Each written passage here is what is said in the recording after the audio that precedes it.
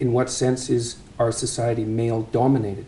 The fact that the vast majority of wealth is owned by men, the vast majority of capital is owned by men. Women do more unpaid labour. Very tiny proportion of men, and a huge proportion of people who are seriously disaffected are men. Most people in prison are men.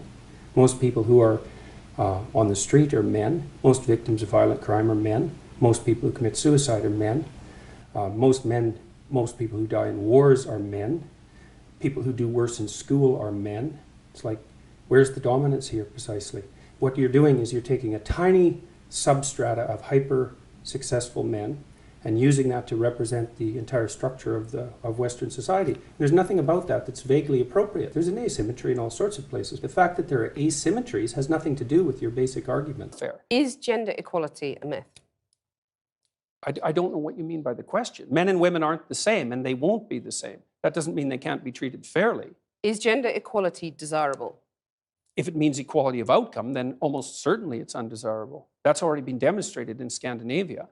Because in Scandinavia... What do you mean by that? Equality of outcome is undesirable? Well, men and women won't sort themselves into the same categories if you leave them alone to do it of their own accord. I've already seen that in Scandinavia. It's 20 to 1 female nurses to male, something like that. It might not be quite that extreme. And approximately the same male engineers to female engineers. And that's a consequence of the free choice of men and women. Allah subhanahu wa ta'ala has referenced the fact that men and women are not the same. Allah says in the Quran, وَلَيْسَ الذَّكَرُ كَالْأُنْثَى. The man is not like the woman.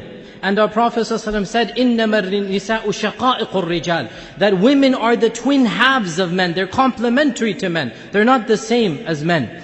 And throughout the 60s and 70s, there was a movement that we all know now as the feminist movement. And this movement tried to portray men and women as being equal. Physiologically, psychologically, emotionally, they're all equal. But it failed miserably.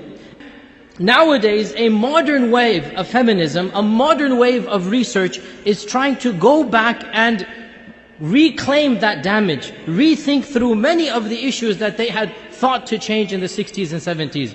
You cannot change the basic nature of men and women the way that Allah subhanahu wa ta'ala created them.